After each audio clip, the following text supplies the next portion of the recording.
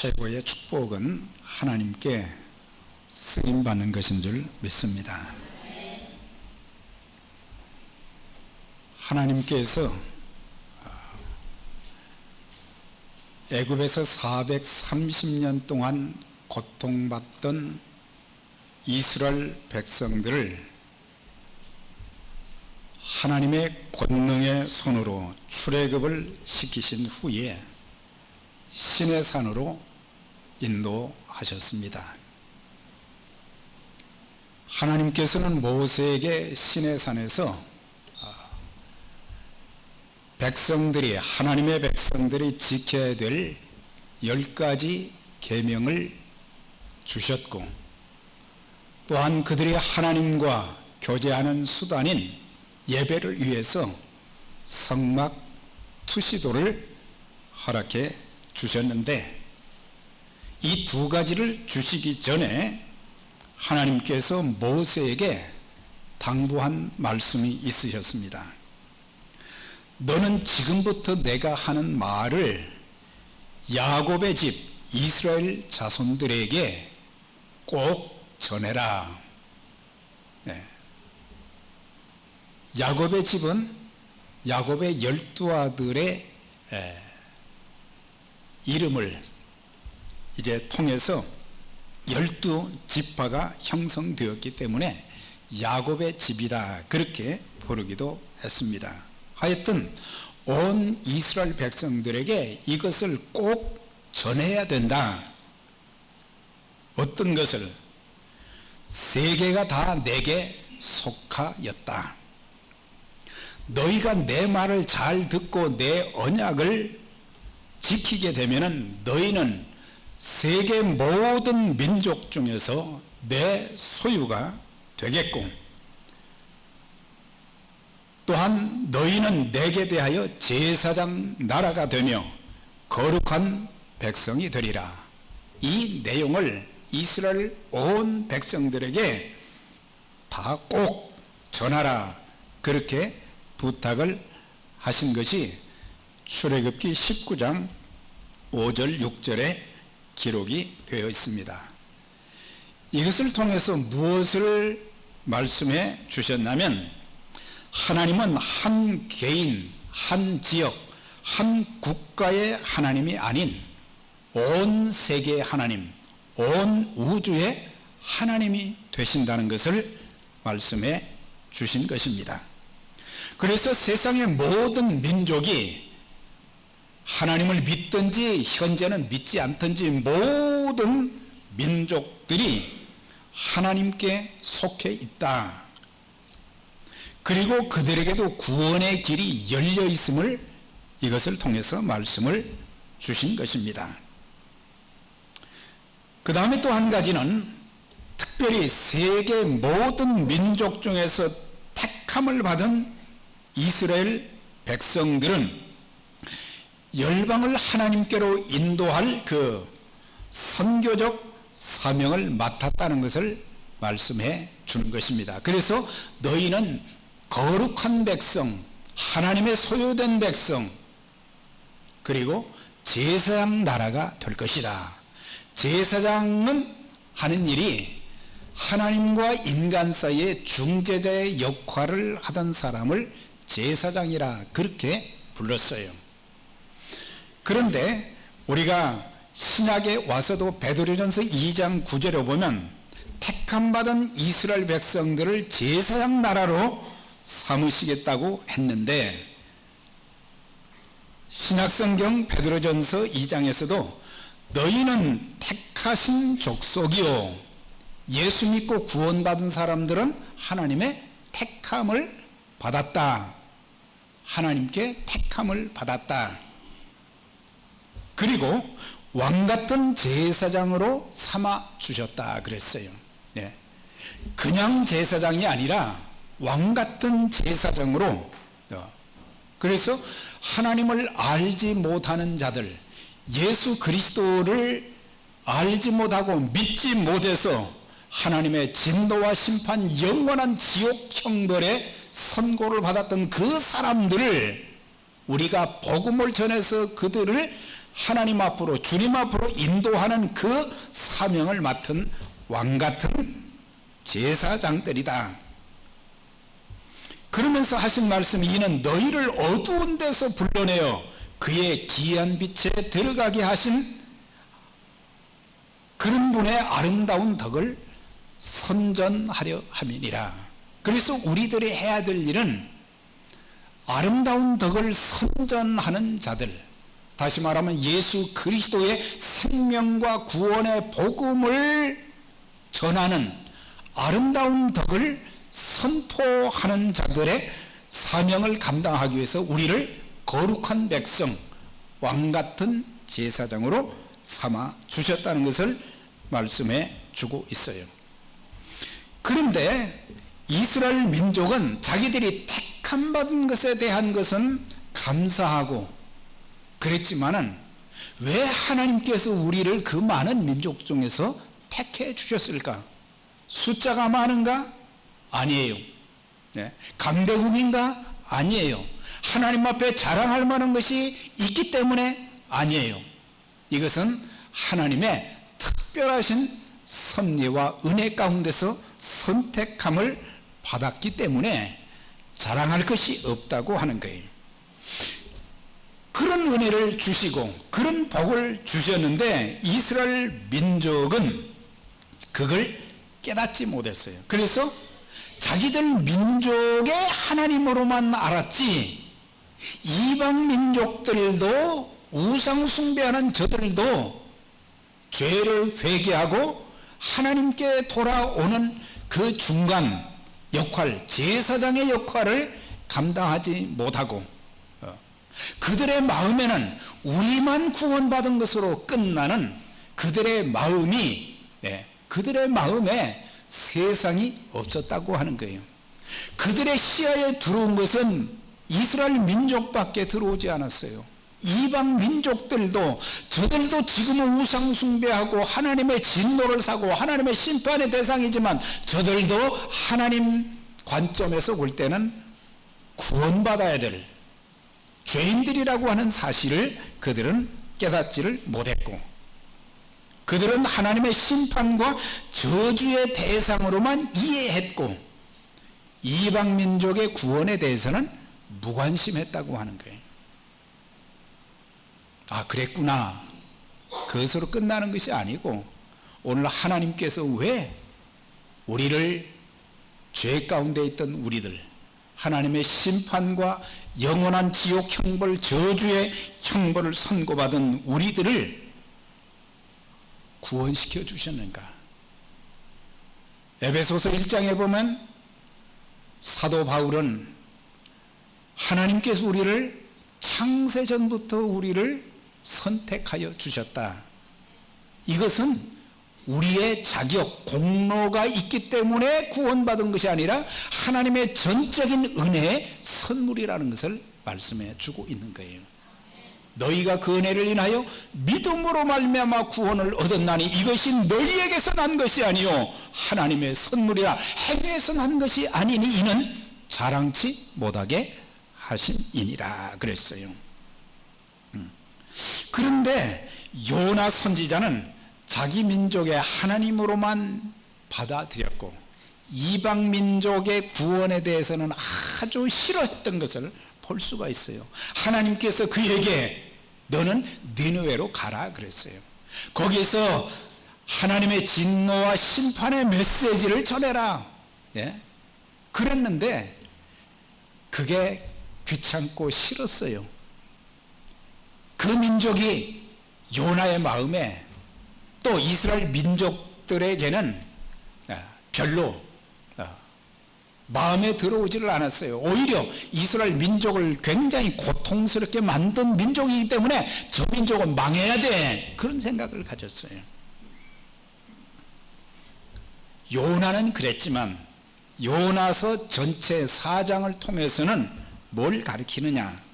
이방 민족을 향한 하나님의 보편적인 관심과 사랑을 나타낸 선교 사명의 책이 요나서라고 하는 거예요. 우리가 살면서, 우리가 예수 믿으면서 우리는 참 내가 구원받고 내가 은혜받고 내가 축복받는 것에는 관심을 많이 두고 있지만은 다른 영혼을 구원하는 일, 지옥 갈 영혼들을 주님께로 인도하는 그 일에는 참 무관심할 때가 많다고 하는 거예요. 나만 구원받았으면 그것으로 끝이지. 그래서 다른 사람들을 돌아보지 못하고 무관심한 것. 그래서 요나서는 만인 구원이라는 하나님께서 인류 구원의 계획을 보여주시는 그런 내용이 요나서의 말씀이라고 하는 거예요. 하나님께서 니느웨에 있는 4장에 보면 좌우를 분별하지 못하는 12만 명이 있었다 그랬어요. 그러니까 어린아이부터 또한 어른까지 합해서 거기에 그 성에 12만 명이 살았다고 하는 거예요. 그런데 12만 명이 죄로 인해서 심판받아서 그 성이 멸망하게 되었고 그 성에 살고 있는 사람들이 다 죽게 되었단 말이에요. 그래서 요나를 부르신 거예요. 너는 가서 그들에게 하나님의 진노와 심판의 메시지를 선포하라. 요나는 그게 싫었어요. 가고 싶지 않았어요. 어떻게 할까 궁리하다가 그는 니느웨로 가는 배를 타는 것이 아니고 다시스로 가는 배를 탔다 그랬어요. 다시스로 가는 배를 타다가 문제가 생겼어요. 그게 4절에 나와 있는 말씀처럼 여기서 큰 바람이라고 그러는데 이런 번역보다는 그냥 옛날 번역 태풍을 만나게 되었단 말이에요.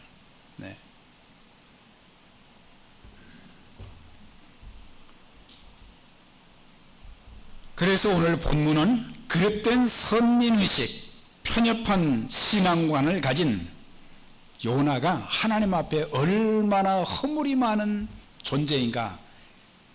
부르기는 선지자로 불리움을 받았지만은 그의 마음이 굉장히 좁았다는 것을 알게 되어지고, 그리고 하나님 말씀에는 목숨 걸고 순종해야 되는데 순종하기는커녕 하나님의 얼굴을 피해서 하나님이 자기 있는 하나님께서 계신 곳을 피해서 다른 곳으로 가려고 하는데 사실 하나님이 안 계신 곳이 어디에 있습니까? 삼천하지의 하나님은 어디에나 계시는 거예요.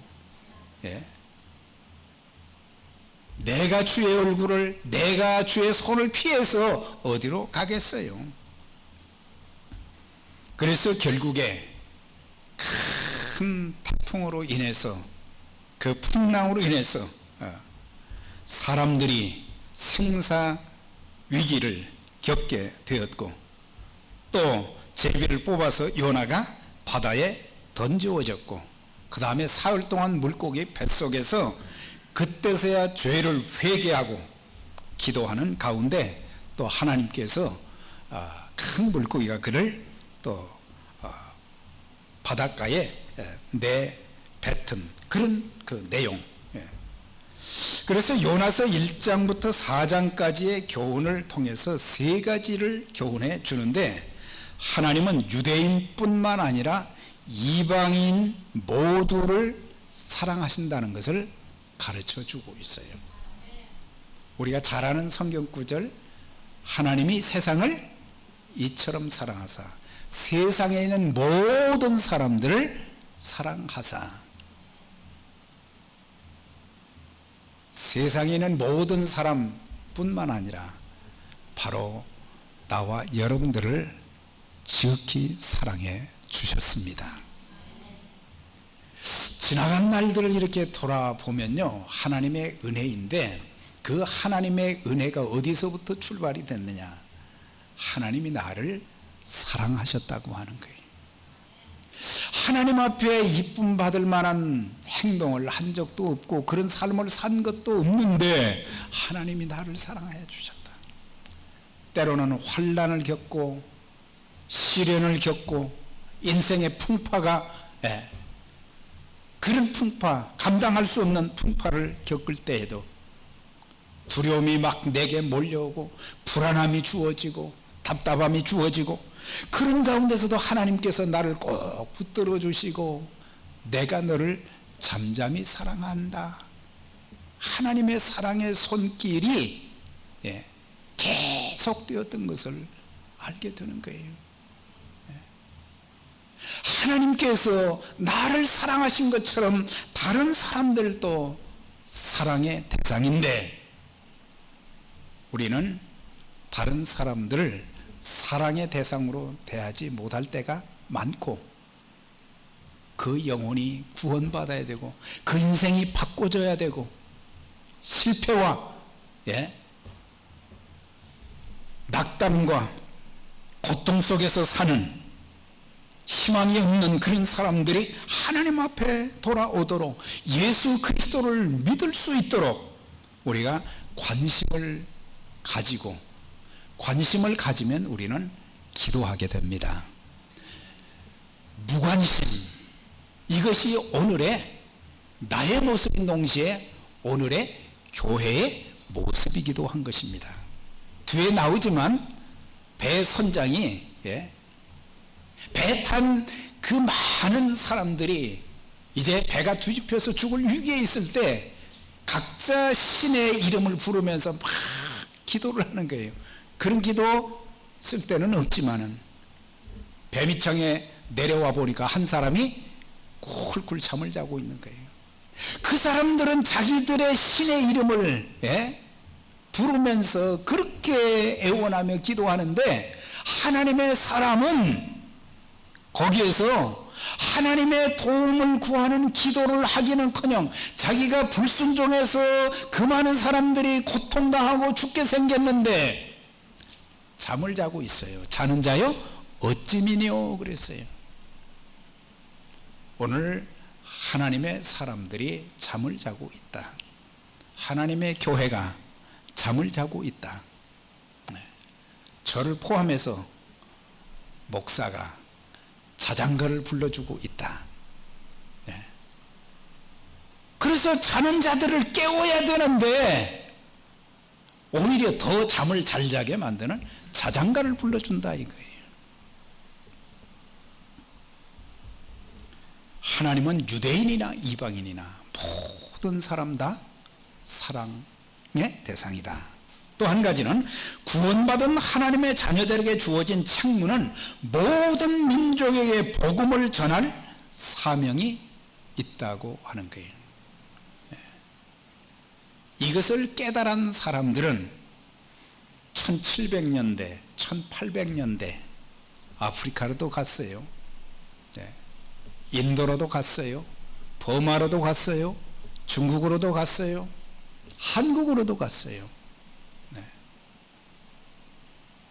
이걸 깨닫지 못하기 때문에 우리는 하나님께서는 끊임없이 요나에게 말씀하신 것처럼 가라고 말씀하시는데 우리는 가지 않는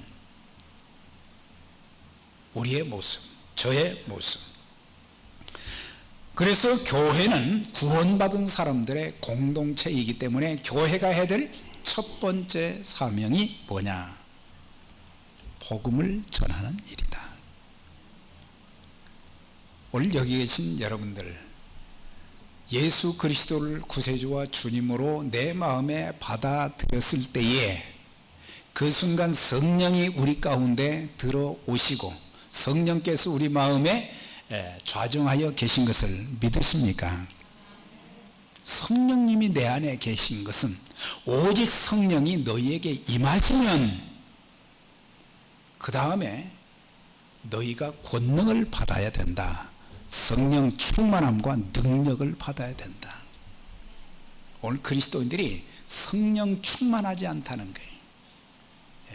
성령 충만한 하나님의 능력으로 무장된 믿음의 가족들이 다 되시기를 바랍니다.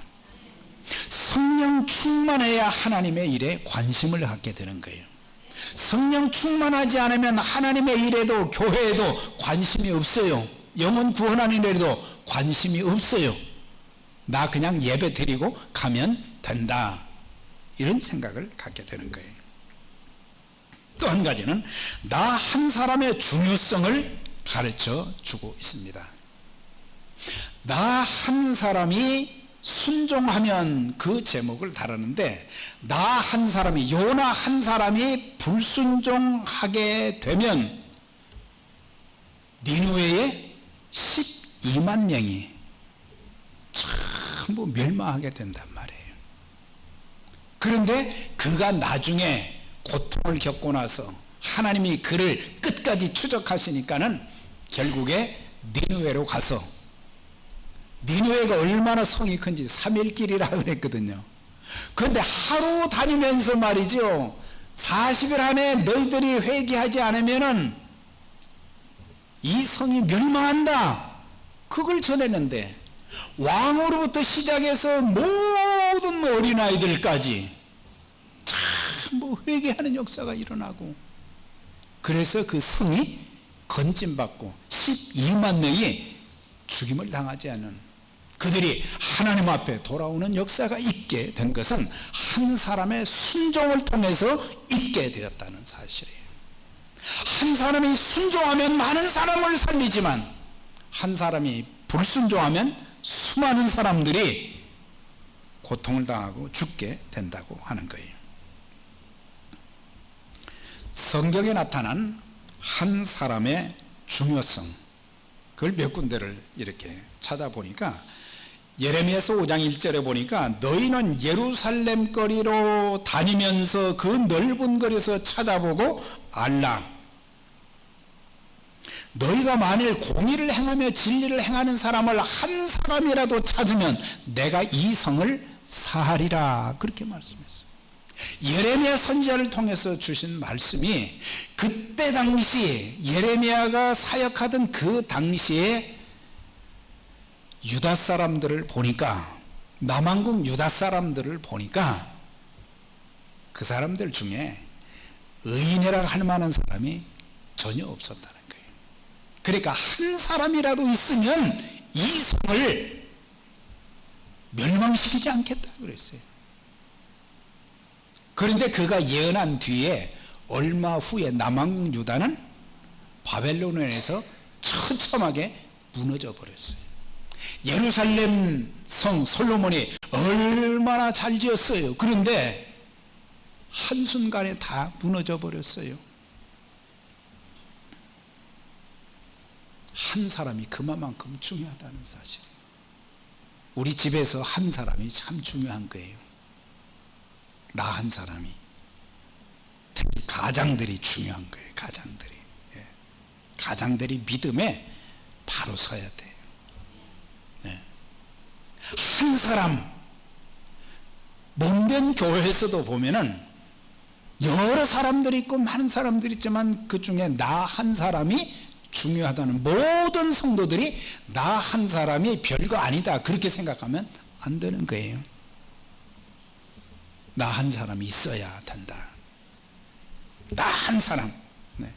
한 사람의 잘못으로 인해 많은 사람들에게 악한 영향을 끼친 사례가 인류의 시조 아담이에요. 아담에 대한 기록이 로마서 5장 12절에 한 사람으로 말미암아 죄가 세상에 들어오고 죄로 말미암아 사망이 들어왔나니, 아담 한 사람으로 말미암아 죄가 세상에 들어왔다. 네.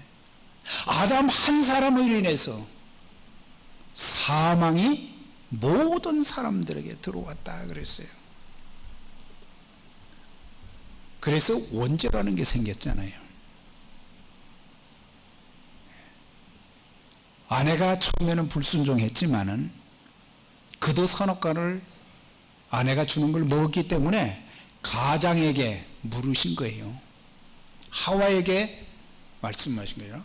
아담에게 말씀하신 거예요. 아내가 그렇게 해도 네가 막아야 될 것이고. 그런데 민수기 16장에 보면 고라라는 레위 지파에 속한 지도자가 나옵니다. 이 사람이 이제 이스라엘 백성들을 광야에서 이끌어가는 모세의 리더십을 이렇게 보면서 사람들이 모세를 참 이렇게 칭송하고 높이는 그것을 보면서 시기심이 생겼어요. 그래가지고 지도자 250명을 말이죠, 살살 꼬여가지고 자기 편이 되게 해가지고 모세를 대적을 한 거예요. 하나님이 그것을 기뻐하지 않으셨어요. 선동을 했거든요. 네. 하나님의 일에 대적을 했거든요. 땅이 갈라져서 그 250명, 예, 고라를 따르던 그 사람들 전부 땅이 갈라져 나중에 거기에 다 빠지게 되었고 덮어버렸다 그랬거든요. 한 사람 때문에 많은 사람들이 죽임을 당하는, 고라는 레위인이기 때문에 제사장을 도와서 하나님의 일에 쓰임받는 사람들인데 그게 얼마나 귀한 일이냔 말이죠. 그런데 사람들은 모세만 하니까 기분 나쁘니까 모세를 대적했던 것은 곧 하나님을 대적했던 것이고, 결국에 그 많은 사람들을 죽이는 그런 일을 했던 사람이 고라예요. 아간이라고 하는 사람이 있어요. 여호수아 7장에 나오는데 이스라엘 백성들이 여리고성을 정복하고 그 다음에 아주 작은 성인 아이성을 공격하게 됐어요. 정복해야 되는데 실패를 했어요. 나중에 여호수아가 하나님 앞에 기도하면서 너무 참담해, 하나님이 올라가라고 하지 않았습니까? 그런데 뭘 알게 해 주셨는가? 아간이라는 사람이 여리고성에서 이제 여리고성을 정복하고 얻은 모든 은금 재물들 이걸 하나님께 바치기로 다 작정했고 하나님께 드렸는데 그것을 몰래 빼내간 거예요. 그러니까 하나님의 것을 도적질한 그 때문에 결국에 그의 아들, 딸 모두 다 돌에 맞아서 죽는 일이 생겼어요. 한 사람이 참 중요한 거예요. 우리 집에서 우리 가정이 복을 받고 행복한 가정을 누리며 하나님께 쓰임받을 수도 있고, 나은 사람 때문에 집안이 패가망신이 되어지고 잘못될 수도 있다는 사실이에요. 나 한 사람을 위해서 많은 사람이 잘 되는 역사가 있었던 예는 아브라함이에요. 창세기 12장에 보면 하나님께서 그에게 말씀하셨어요. 그를 부르시면서 너로 인해서, 내 씨로 인해서 천하 만민이 복을 받게 될 것이다 그랬거든요. 네. 나 한 사람을 위해서 우리 집만 복을 받는 것이 아니라 천하 만민이 복을 받게 될 것이다. 아브라함이 가진 그 믿음이, 네, 이스라엘 민족 육신의 혈통들만 복을 받은 것이 아니라 그의 믿음이 온 세상에 전달되어서 세상의 모든 믿는 자들의 수가 하늘의 별과 같이 바다 모래수와 같이 늘어났고 그들이 예수를 믿음으로 복을 받게 되었다는 사실이에요. 네. 여러분들, 나 한 사람 때문에 우리 집안이, 나 한 사람 때문에 우리 교회가 복을 받고 하나님 앞에 귀하게 쓰임받아야 되고, 하나님이 이렇게 은혜 주셨습니다. 그 믿음이 너무 귀한 거예요. 네. 로마서 5장에 보면은 예수 그리스도 한 분이 하나님께 순종함으로 많은 사람들이 구원을 받아 의인이 되었고 영생의 복을 누리게 되었다는 사실이에요. 예수님 한 분 때문에, 아담 한 사람 때문에는, 예, 죄가 세상에 들어오고 그들에게 사망이 임하였지만은 예수 그리스도 한 분이 믿음으로 하나님 말씀에 순종하는 가운데 많은 사람을 구원으로 천국으로 인도하는 그 놀라운 일을 허락해 주신, 영생의 복을 누리게 해 주신 그 주님, 예수님이 없었다면 우리 어떻게 되었을까? 사도행전 27장에 보면 바울이 복음을 전하다가 감옥에 갇혔다가 그 다음에 로마 황제에게 말이죠, 재판을 받게 되어서 끌려 묶여서 로마로 가게 되었는데, 그 배에 탄 사람들이 276명이라고 그랬어요. 그런데 유라굴로라고 하는 광풍, 태풍을 만나게 되어서 배가 이제 가라앉게 되었어요. 그러니까 사람들이 자기들의 모든 짐들을 전부 바다에 던져서 배를 가볍게 했어요. 그런데도 태풍이 너무 심해가지고 이제 배가 뒤집혀서 276명이 다 죽게 생겼어요. 그런 고통 중에 있을 때 밤에 바울이 하나님 앞에 기도하는데 바울에게 이런 말씀을 주셨어요. 내가 너희를 권하노니 이제는 안심하라. 너희 중 아무도 생명에는 손상이 없으리라. 너와 항해하는 자를 다 내게 주셨느니라고 하나님이 내게 말씀하셨습니다. 그러니까 태풍이 불어도 안심하라는 거예요. 왜? 바울이 거기서 죽으면 복음이 안전해지잖아요. 네. 그러니까 바울 한 사람 때문에, 믿는 한 사람 때문에 그 배에 탄 모든 사람들까지 몽땅 다 생명의 손상 없이 다 건짐을 받게 된 것.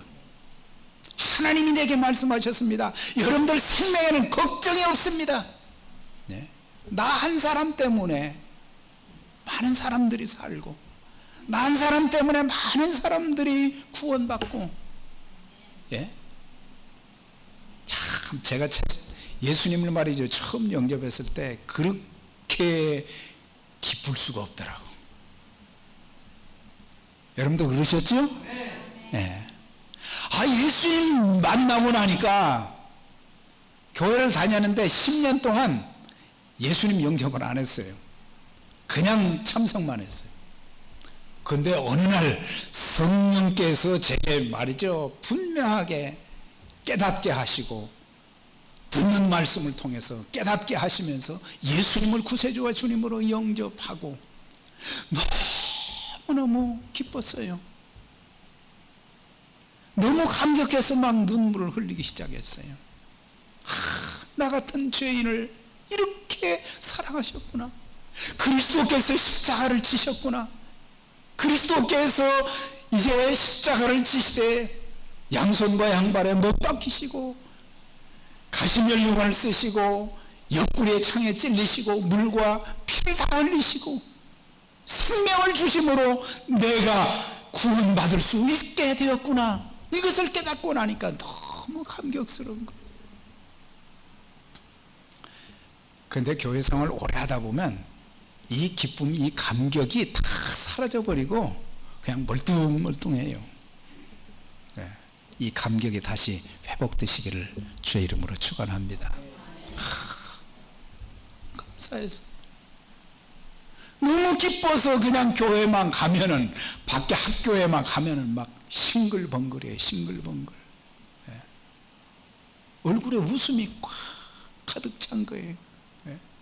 뭐 때문에 그렇게 즐거워? 집안일이 그렇게 집안에 즐거운 일이 많아? 아니에요. 집안에 즐거운 일이 하나도 없었어요. 근데 예수님이 내 마음을 지배하시고 내 영혼을 구원해 주셔서 함께 하시고, 그렇기 때문에 늘 즐거운 거예요. 즐거운 마음으로 신앙생활하고 즐거운 마음으로 섬기고 그랬더니 하나님께서 많은 은혜를 주셨어요. 삭개오가 그렇게 기뻤다고 그랬잖아요. 간수가 그렇게 기뻤다고 그랬잖아요. 자기 온 가족들이 예수 믿고 말이죠, 침례를 받으니까 너무 기뻐해서 온 집안이 다 기뻐했다 그랬어요. 이 기쁨이 내게만 있는 게 아니고 여러분들 개인, 더 나아가서 여러분들 가정에도 그런 기쁨, 감격이 넘치시기를 주의 이름으로 축원합니다. 예. 요나에게만 하나님의 소명, 부르심이 뭐예요? 여호와의 말씀이 아미떼 아들 요나에게 임하니라. 너는 일어나 저 큰 성읍 니느웨로 가서 그것을 향하여 외치라. 그 악독이 내 앞에 성달되었음이니라 그랬어요. 하나님께서 그를 부르셨어요. 이제는 니느웨 가서 그 12만 명을 구원하는 그 일을 위해서 내가 가서 하나님 말씀을 선포해라 그랬어요.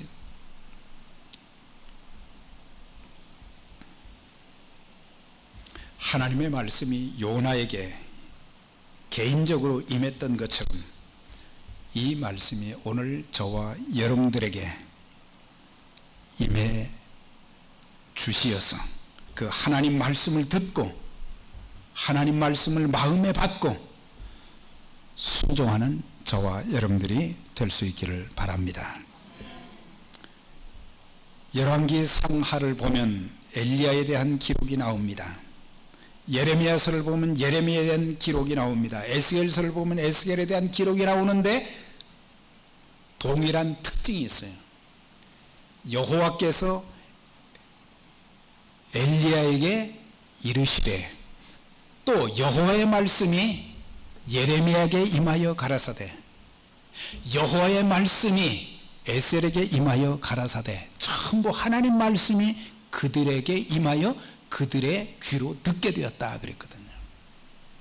그래서 하나님 말씀대로 하니까 가라고 하면 가고 하나님께서 말씀하시는 것은 또 열린 귀로 하나님의 음성을 듣고 백성들에게 또 전해주고. 네. 사랑하는 여러분, 하나님의 음성이 기록되어진 성경의 말씀을 통해서 기도할 때마다 그리고 찬송 드릴 때마다 하나님의 음성이 세미하게 여러분들에게 들려지시고 그 들려진 음성에 순종함으로 하나님 앞에 귀하게 쓰임받는 저와 여러분들의 삶이 계속되시기를 주의 이름으로 축원합니다. 네. 그래서 하나님의 관심은 이스라엘만이 아니라 전 세계에 있어요. 우리 이 관심을 회복시키게 하는 내용이 요나서예요. 우리 모두 이제 우리의 시야가 넓어지고 우리의 마음이 넓어지고 그리고 나만 구원받는 것이 아니라 우리 온 가족들, 아직도 여러분들 가족들 중에 자녀들이나 부모님들 중에 아직도 예수님을 믿지 않으신다면 나를 통해서 예수님 믿는 역사, 구원받는 역사가 있기를 바랍니다. 우리 교회가 교회의 사명을 다시 회복해서 하나님의 영광을 우리 교회를 통해서 다시 회복해야 되겠습니다. 문제는 요나라고 그랬어요. 요나는 뭐예요? 요는 나다. 내가 순종하면 역사가 일어나고 내가 불순종하면 역사가 안 일어나고 파괴만 일어나요. 저와 여러분들에게 하나님께서 요나를 부르신 것처럼 우리를 부르시는 그 음성을 듣고 불순종하지 말고 순종하여 많은 사람을 살리는 일에 귀하게 쓰임받는 믿음의 가족들이 되시기를, 우리 교회가 되시기를 주의 이름으로 축원합니다.